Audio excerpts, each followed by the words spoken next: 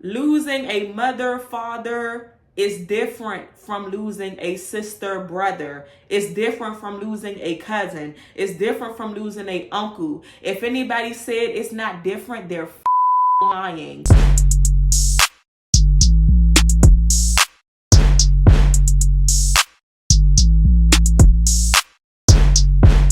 Good afternoon, YouTube, and welcome back to my channel. For those who are new, welcome. I'm so glad to have you. This topic was not initially on my agenda for today. God put this on my heart, Spirit put this on my heart to talk about today. It was not in my plan. With that being said, I'm going to share with you guys my testimony about me losing my parents, what happened, how it happened, how I coped, the whole raw story. If you are triggered by stories of death, the topic of death, anything like that, I want to advise you to leave my video right now. Also, if you do not like conversations about God, if you're not religious, I would like for you to leave this video right now because I'm going to be talking about that a lot in this video. I want you guys to keep in mind that my experience is my experience. My coping methods are personal to me, and not everybody may have the same way of dealing with things. So as you're watching this video, just be sure to keep an open mind when it comes to this topic. This is my first time speaking about this publicly. I've never talked about this outside of with close friends or people in general that's close to me. So this video will be a very vulnerable video for me. It may be very emotional. I don't know where God is going to take me on this one, but wherever he take me, that's where I will be. My father passed away on April 25th, 2019. He passed away actually right here in my room. He was in hospice at the time, and he actually got sick in March, around the first week of March. I remember this day so vividly. I was home. It was me, my mom, and my aunt. And my father, he had to go to the restroom. And we just heard, like, as he was walking out of the bedroom, he kind of stumbled and fell. So he said that he had to use the restroom. We helped him up, of course, made sure he was okay, helped him into the restroom. Next thing we know, one thing led to another. He got sick. He was in discomfort. We didn't know what was going on. So we called the ambulance. The ambulance came and got him and took him to the hospital. At this time, I was in college, so I couldn't be there. Like, I was back and forth. So I was calling my mom, checking in on him, seeing how he was doing day by day. First, I was told that he needed a blood transfusion. We kind of didn't know what was going on at the time. My mom didn't give me permission to be at the hospital, but not because she didn't want me there, but I was too emotional. And I was a daddy's girl, so she was saying that she felt like it was best for my mental and emotional state to stay home or stay at school, and she would keep me updated on what was going on. A week or so go by. Remind you, we still in March. A week or so go by. They go from him needing a blood transfusion to them finding tumors on his liver. I'm assuming that he needed a blood transfusion because he was losing blood from those tumors, and it was something like that going on. So he was still in the hospital. They were still trying to figure out what was going on. Some time passes by. We find out. I go up to the hospital. I'm a little bit more calm, but still anxious at this time. We find out that he had not one but multiple tumors on his liver, and I was in the room when the doctor told him that he had liver cancer and that he had about 3 weeks to live. Now, me hearing a doctor actually tell him that he had 3 weeks to live, that was like devastating for me. I didn't know what to say. It was a hospice nurse in the room, and she was trying to talk to me and stuff like that, and honestly, like, I was just dazed out at that time. Like, after I heard that, I was dazed out. Then my father was like, listen, I don't know how much longer I got, so this is what I want you to do. He started preparing me of what to do with the money and stuff like that, telling me the code to his cars and this and that, and everything was just moving too fast. I was just like, wait, like what is going on? So I was out of my mind. I was out of my mind. 3 weeks later, April 25th, he was home. He was saying that he wanted to come back home. If he was going to pass away, he wanted to come back home. My mom at the time, she was a home health aide. So she actually took care of him up until the time that he passed. I helped where I could. Up until the day that he died, I was there with him every single day. I ended up taking a little leave from school. My professors, they knew what was going on. They gave me time to handle what I needed to handle, be there with my dad, and they told me I could finish up my schoolwork later in the summer. Went home, I helped my mom, I fed him, I talked to him, just kind of asked him questions, things like that. Watching somebody die from cancer, y'all, it's a whole nother type of hurt. He went from being a strong man that would get up every day, 6 o'clock in the morning, 7 o'clock in the morning, even though he was retired, leave out the house, go for walks, hang out by the store, do whatever he did, to like just being bedridden, like needing help to get up and use the bathroom and things like that. Me and my mom, we was with him all the way up until the time that he passed. I remember like a few days before he passed, it was a chair at the end of his bed, and I would just sit there. And watch him breathe because I was so nervous. Like I did not want him to go. So I was just sitting there just watching him breathe. And my mom, she was telling me, well, go in your room and let him rest and, just give him some time to rest and things like that. So the night that he passed, I went in my room, I laid down, I tried to allow him to rest, and remind y'all, this is when my anxiety started. My issues with my anxiety started. I gave him some time to rest, and I had this feeling like when I was laying down, I had this feeling like I just wasn't feeling good. I don't know if I felt sick. I can't describe the feeling. It wasn't a good feeling. A few minutes later, I go back in the room, check on him again. His chest is not rising. He's not breathing. I stood there for a minute and watched him just to make sure I was really saying what I was saying because I couldn't believe it. And so I ran into the living room and I told my mom that he wasn't breathing. My mom came back in the room with me, with him. She was like, yep, he's gone. So she called the hospital nurse. She sat there and she laid with him and she said her goodbyes as the nurse was on the way. And then the nurse came and pronounced him dead and stuff like that. Y'all, oh my gosh. That experience was one of the hardest things I've ever had to go through in my life. My mom at the time was telling me, like, in between the time we was waiting for the people to come and get his body, she was telling me, oh, you handling this better than I thought you would. And to be honest with y'all, like, I wasn't handling it. I was just trying to be strong for her because I didn't want to break down in front of her. So I was just trying to keep it together in front of her because I felt like she was probably broken. The people came and they had to put him in a body bag and stuff like that, and I had to step out the room. They took him, and that's when I broke down. I don't know what it is, y'all. It's like, even though he was spiritually gone, he was still physically there. So I still felt a little bit of comfort in the fact that he was physically still there. But once they took him, I broke down, y'all. And I'm getting emotional. If my voice is breaking a little bit, y'all, hanging in with me. I've never talked about this before. Just to give y'all a little bit of insight into where I was at that time, career-wise, I was still working retail, not consistent with jobs, just like working jobs and quitting. I knew my father, his finances was taking care of the bills. So it's like, if I wanted to work, I could work, but it wasn't really a necessity at that time.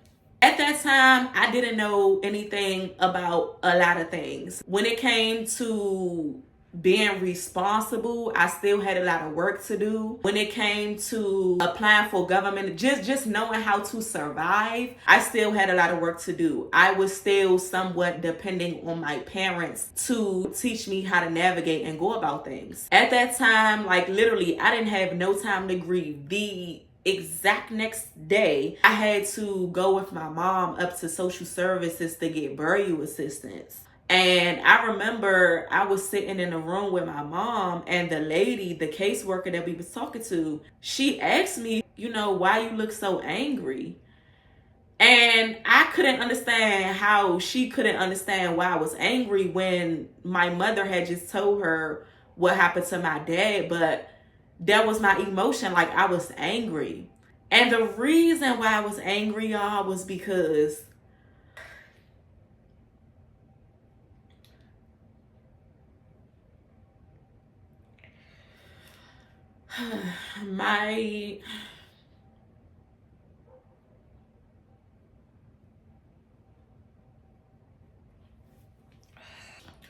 my father was, I always call him my superhero.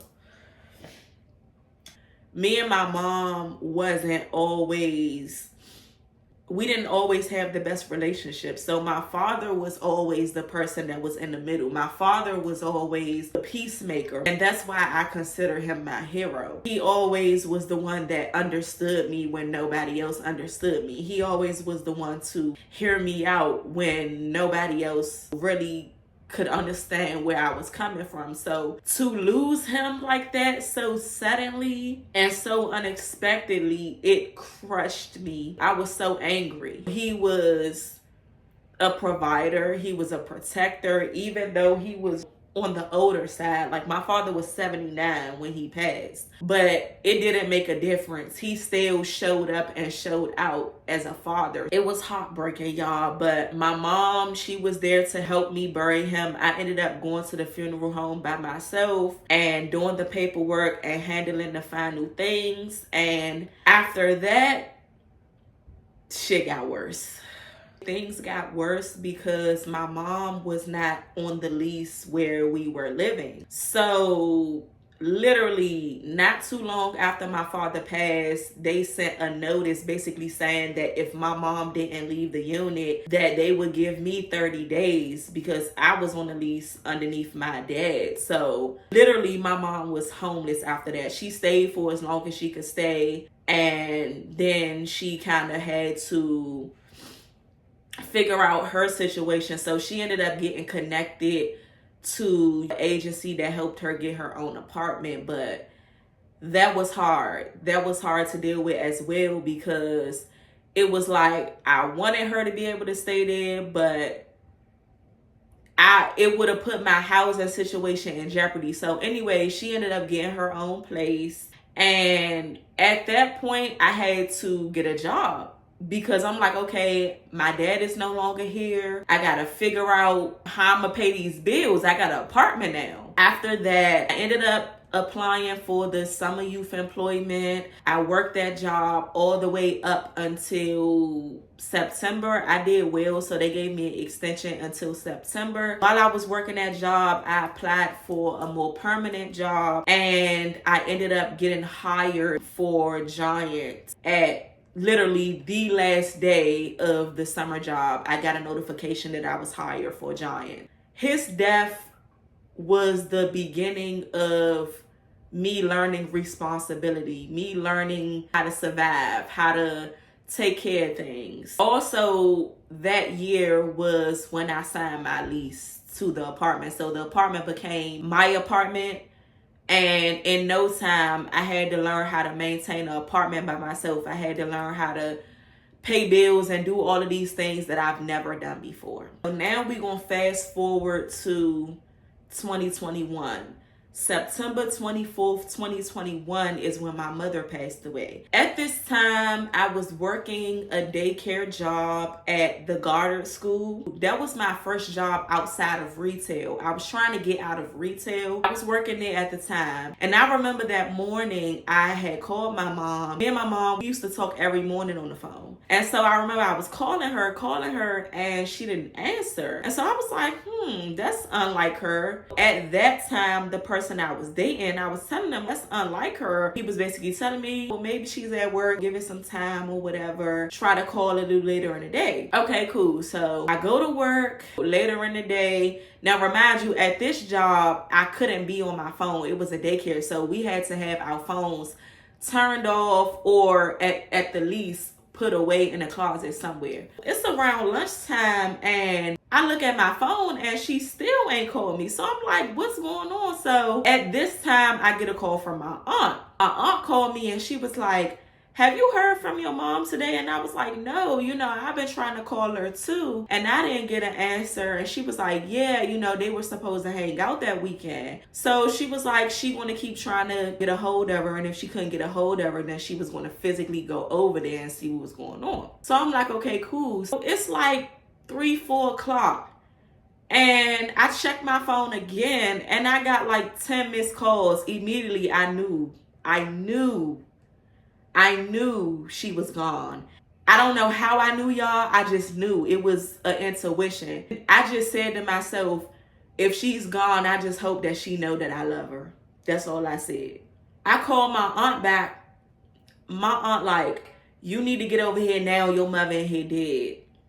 Straight like that. Ain't no sit down. You might want to brace yourself. No warning, no nothing. Just straight up, get over here now. Your mother in here dead. Everything just froze. It's like time just froze for me. So I leave. I let them know what happened. I called my best friend at the time. I asked for help getting an Uber so I can get over there. I explained what happened.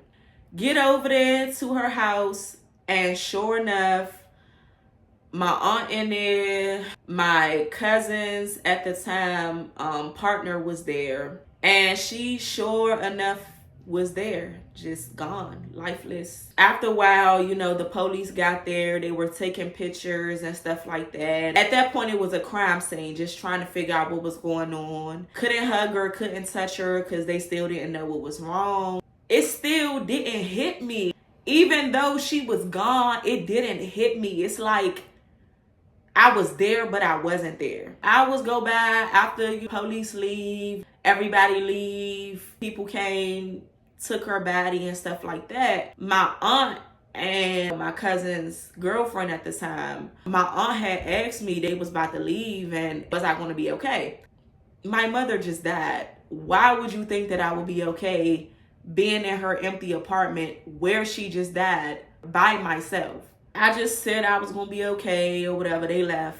And I break down. I literally laid on her kitchen floor. Now remind you, before I did that, I called my boyfriend at that time, who I'm no longer with. I let him know what happened. I asked him, could he come? After I hung up from him, I laid on the floor, the kitchen floor of my mother's apartment. And I cried for 3 hours straight. No exaggeration, like literally 3 hours straight. I yelled no. I asked her, why did she leave me by myself? Why? I went through all of those emotions. 3 hours later, the person that I was with at that time showed up and was just so detached emotionally from the situation. Like basically just telling me, I never been through this. I don't know what this is like, but I'm gonna try. Like just emotionally not there, not present. Boyfriend at the time, I get in his car. He gives me a ride home. As soon as we pull up to near where the parking lot was of my house, I asked him to pull open the car door, and I threw up. My anxiety I couldn't believe what just happened. And that's pretty much the story. After that, I buried my mom by myself. No family support. I pretty much just went to the city, and the city had a program where they helped me bury her for free. So I did that. I had a candlelight vigil. I was supposed to have it down in the neighborhood where I lived, but I ended up having it at a cousin's house. Had the vigil, went back home, and after that, that was it. For about a week, a friend of the family called and kind of checked in here and there, but after that first week or that first 2 weeks of her being gone, I was on my own. Like, that was it. No real emotional support, for real. How my parents' death affected me, it was traumatic. I feel like I had the response that any person that goes through trauma would have. With my mother's death, father's death, I could not eat. I was angry. I did not want to talk to nobody. Some days I couldn't get on my bed. I was completely detached from reality. I felt like I wanted to be with my mom, be with my dad. That's pretty much it.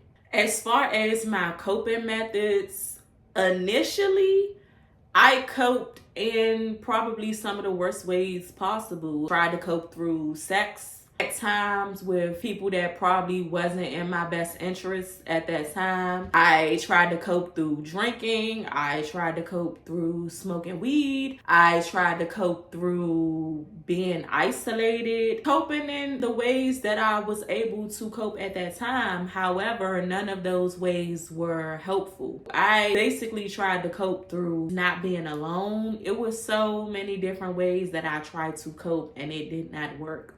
How I cope now and what brought me through that situation was God. And I don't care what nobody say. If you don't believe, I'm not telling you what to believe in. I'm telling you my experience. God helped me cope and brought me through that situation. Period. When I tell you those days when I could not get out my bed, I did not want to eat, I did not want to live, I did not want to move forward. It was not of my own strength that I'm here today. It was not of my own strength that I'm at this point in my life. It was not in my own strength that I was able to get back to myself. It was that man upstairs. Period. And that's just me being straight, raw, honest, truthful. It's some things in life that you go through that you just can't explain the level of mental and emotional and physical trauma that it puts you through. A lot of traumatic things in life, human strength cannot bring you through. And I'm telling you that it might have been 25% of my strength, but it was 75% of God-given strength. If God did not have his hands on me, if God was not there, I promise you, I would not be here talking to you right now. I promise you. I promise you. I'm just being completely honest and truthful. How I would advise somebody that went through this situation or that's going through this situation now to cope, I would personally say, if you can, surround yourself with people that love you. Surround yourself with people that have the best interest for you. I don't care if you around them and you not saying nothing. I don't care what the situation is. Surround yourself with people that wants the best for you and that genuinely cares about you and that's going to be there for you in the process. Now, if you're like a person like me who at that point in time, you didn't have that support and it's just you, I would personally say, give yourself grace, allow you to feel those emotions, allow you to yourself to go through the motions. But try to, number one, see the light at the end of the tunnel. Number two, try to think about the things that your parents would have wanted you to do, because that was one of the main things that helped me cope. I would think about, what would my mom want me to do in this moment? How would my dad want me to handle this situation? And when you think about those things, that will carry you through the pain. That will carry you through the depressing moments, the anxious moments, all of those things. And also, I would say, again, I don't know if you're religious, I don't know if you're spiritual, I don't know if you have a relationship with God. I would advise you to surrender yourself to God in that moment. Tell God, like, I can't do this. I don't have the strength in me. God, help me. Like, just lay it all out on the line. Like, if you gotta curse, curse. Whatever you gotta say it. But be open and be vulnerable with God, and He will carry you through that situation. I guarantee you, He will not leave you without support. And that's just my personal opinion. You can take it how you want to take it. You don't gotta take it into consideration, whatever. But I'm just letting you know my experience. How to support anyone that's grieving. If you have a friend, family, whatever, that's going through this and you want to know how to support them, I'm gonna tell you how not to first. And I'm telling you this from personal experience. Number one, don't tell them to get over it. Don't tell them it's going to get better. Don't tell them they're in a better place. Losing a mother, father is different from losing a sister, brother. It's different from losing a cousin. It's different from losing an uncle. If anybody said it's not different, they're lying. Losing your mother and your father is a whole different level of pain than losing anyone else in this world. So do not tell anybody that is going through that situation to get over it, because they never will. I don't give a how much time has passed. You're never going to get over it. Time heals all wounds. Time is going to lies. Time does not heal all wounds. It's not going to make it easier. You might go through waves of grief. One day you might be okay. 1 month, 2 months, 6 months, you might be okay. That 7th month, you're broken. Grieving goes through waves. So don't tell a person that time heals all wounds, because it doesn't. Be there. And I'm saying this from experience. Be there. Be present. Hug that person. Ask, have they ate today? Making sure they eat. Making sure they stay healthy. Even if you're not physically in person, call that person every single day. If it's just once a day, to make sure they're okay. Ask them if it's anything that they need. Stop by and visit that person. Let them know that they're loved. Let them know that you're there for them. Let them know that they have a shoulder to lean on if they need it. And respect them. Respect their space. Respect their wants. But just be a support. Be loving, be kind, and be understanding during those times. That's what I would say. Overall, going through that experience, it taught me responsibility. It taught me perseverance. It taught me courage. It gave me strength. It taught me independence, even though I was already independent, but it taught me true independence. It taught me how to survive. It taught me that sometimes your friends are not your friends. Sometimes your family is not your family. Sometimes the people that you think are your family is actually not your family, and the people that you think are your friends are actually your family. Period. It taught me so many things. It taught me how to be strong, how to be self-reliant. It taught me to be kind to myself, to be loving to myself, to give myself grace. It taught me a whole bunch of things, to be honest with you. And I'm not going to lie. I would not be the person that I am today in grad school, finished with undergrad, working full-time as a case manager in my field, the field that I went to school in, living on my own for 6 years now. I wouldn't be the person that I am today had it not been for me going through those experiences. What I would say is, do whatever you got to do to take care of yourself during that time if you're in that situation. And try, even though I know it's hard as hell, try to see the light at the end of the tunnel, because there is a light if you allow God to carry you through it. I want to thank you for listening to my story. I want to thank you for supporting me. This was not an easy video to make, but like I said, God put it on my heart to share. And I hope that it's somebody out there that was inspired by this video and was affected in a positive way. If you enjoyed this content, please be sure to like, comment, and subscribe to the channel. And stay tuned for the next video. I appreciate you for tuning in, and I will see you next time.